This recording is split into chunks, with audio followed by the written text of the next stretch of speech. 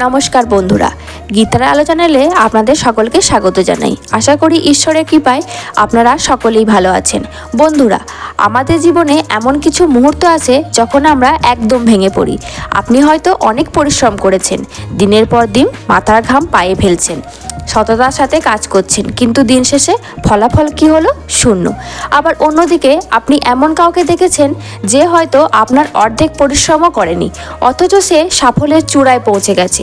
তখন বুকের ভেতরটা কেমন হাহাকার করে ওঠে, তাই না? তখন মনে একটাই প্রশ্ন জাগে, ঈশ্বর, তোমার বিচার কেমন? আমি তো কোনো অন্যায় করিনি, তবে কেন আমার সাথেই এমন হলো? আমরা তখন ভাগ্যকে দোষ দিই। আমরা বলি আমার কপালেই সুখ নেই। আবার কেউ কেউ জ্যোতিষীর কাছে হাত দেখিয়ে জানতে চায় আমার সময় কবে বদলাবে।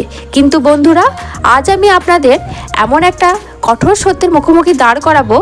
আমাদের এই যে কান্না, এই যে ভাগ্যের দোহাই দেওয়া, এটা কি সত্যিই যুক্তিসঙ্গত, নাকি আমরা কোনো এক বিশাল বিভ্রান্তির মধ্যে বাস করছি? শ্রীমদ্ ভগবত গীতার পাতায় শ্রীকৃষ্ণ অর্জুনকে কর্ম এবং ভাগ্যের যে সমীকরণ বুঝিয়েছিলেন, তা যদি আজ আপনি একবার মন দিয়ে বুঝে নিতে পারেন, আমি কথা দিচ্ছি জীবনের প্রতি আপনার দৃষ্টিভঙ্গি আজকেই বদলে যাবে।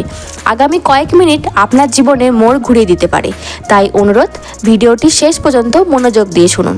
আসুন একটা ছোট্ট উদাহরণের মাধ্যমে শুরু করি। মনে করুন দুজন কৃষক, রাম এবং শ্যাম।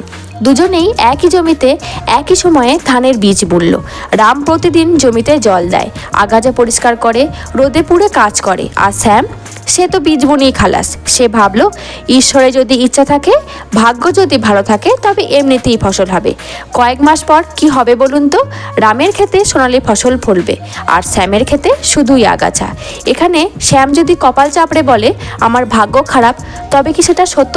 না, এখানে কর্ম বা পরিশ্রমের অভাবটাই হলো তার দুর্ভাগ্য। কিন্তু জীবন তো এত সহজ গণিত মেনে চলে না, তাই না?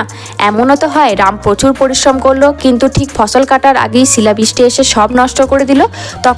তখন রাম কি বলবে? তখন কি সে কি ভাগ্যকে দোষ দেবে না? ঠিক এখানেই আমরা গুলিয়ে ফেলি। কোনটা আমার কর্মের ফল আর কোনটা আমার ভাগ্য, এই সূক্ষ্ম রেখাটা আমরা ধরতে পারি না। গৌতম বুদ্ধ একবার বলেছিলেন, তুমি যা করেছো তাই তুমি এখন ভোগ করছো, আর তুমি এখন যা করছো তাই তুমি ভবিষ্যতে ভোগ করবে। অর্থাৎ ভাগ্য আকাশ থেকে পড়া কোনো ম্যাজিক নয়। ভাগ্য হলো আপনারই অতীতে জমানো কর্মের পাসবুক। ব্যাংকে টাকা না রাখলে যেমন চেক বাউন্স করে, তেমনি অতীতে কর্মের সঞ্চয় না থাকলে বর্তমানে ভাগ্যের চেক বাউন্স করবেই। শ্রীকৃষ্ণ গীতায় কর্মকে অত্যন্ত গুরুত্ব দিয়েছেন, কিন্তু তিনি কর্মকে 3 ভাগে ভাগ করেছেন, যা আমাদের বোঝা খুবই জরুরি। ক্রিয়মান কর্ম, যা আমরা এই মুহূর্তে করছি। সঞ্চিত কর্ম, যা আমরা অতীতে করেছি এবং জমা আছে।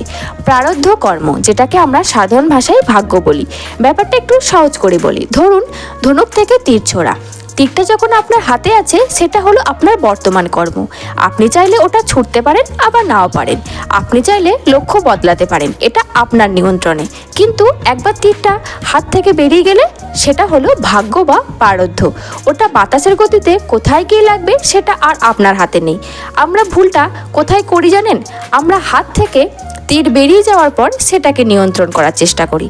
আমরা ফলাফলের ওপর অধিকার ফলাতে চাই, আর যখনই আমরা ফলাফল মনের মতো হয় না, তখনই আমরা দুঃখে ভেঙে পড়ি। শ্রীকৃষ্ণ অর্জুনকে কুরুক্ষেত্রে যুদ্ধে দাঁড়িয়ে বলেছিলেন, কর্মণ্যে ব্যাধি কারস্তে মা ফলেসু কাদাচান। অর্থাৎ তোমার অধিকার কেবল কর্মে, কর্ম ফলে নয়। এর মানে কি এই যে আমরা ফলের আশা করব না? না, এর মানে হলো ফলের চিন্তা করে বর্তমানের কর্মকে নষ্ট না করা। আপনি যদি সারাক্ষণ ভাবেন আমি কি সফল হব, আমি কি পাস করব, তবে আপনার পড়ার বা কাজ করার এনার্জিটাই নষ্ট হয়ে যাবে। অনেকে প্রশ্ন করেন, সবই যদি আগে থেকে লেখা থাকে, ললাট লিখন যদি অমোঘ হয়, তবে কষ্ট করে কী লাভ? বন্ধুরা, এখানেই মানুষের সবচেয়ে বড় ভুল ধারণা। আমাদের শাস্ত্র বলে ভাগ্য হলো একটি ব্লুপ্রিন্ট বা নকশা মাত্র, কিন্তু সেই নকশায় রং ভরার দায়িত্ব আপনার। একটি সুন্দর পৌরাণিক কাহিনী আছে।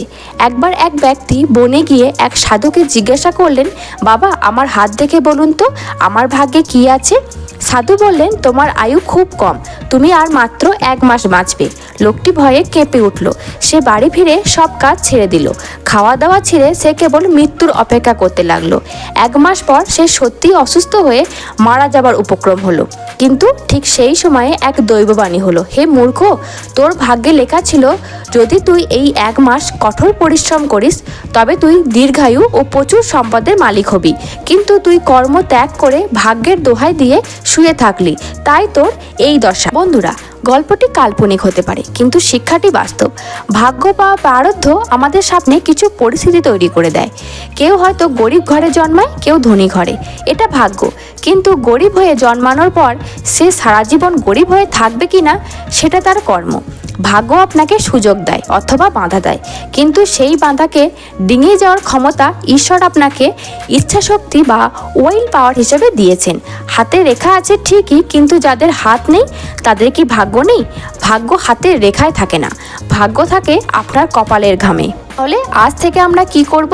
যখনই জীবনে খারাপ সময় আসবে তখন কি ভেঙে পড়ব? না, মনে রাখবেন সোনাকে আগুনেই পোড়াতে হয় খাঁটি করার জন্য। আপনার জীবনে আসা কঠিন পরিস্থিতিগুলো হলো সেই আগুন। ঈশ্বর আপনাকে পরীক্ষা করছেন। তিনি দেখতে চান আপনি ভাগ্যের দোহাই দিয়ে পালিয়ে যান নাকি অর্জুনের মতো গান্ডীব হাতে লড়াই করেন। আপনার যদি মনে হয় ভাগ্য আপনার সহায় নেই, তবে পরিশ্রম এত বেশি করুন যেন ভাগ্যও লজ্জিত হয়। মনে রাখবেন ভাগ্য বদলানো যায়, হ্যাঁ কঠিন কিন্তু অসম্ভব নয়। মার্কণ্ডেয় ঋষি মৃত্যুর আগে ভাগ্য নিয়ে জন্মেছিলেন, কিন্তু তপস্যা বা কর্মের জোরে তিনি মৃত্যুঞ্জয়ী হয়েছিলেন। সাবিত্রী তার কর্মের জোরে স্বামীর প্রাণ ফিরিয়ে এনেছিলেন। আজকের দিনে দাঁড়িয়ে আপনি যদি নিজের বর্তমানকে সৎভাবে ব্যবহার করেন তবে আপনার ভবিষ্যৎ সুন্দর হতে বাধ্য।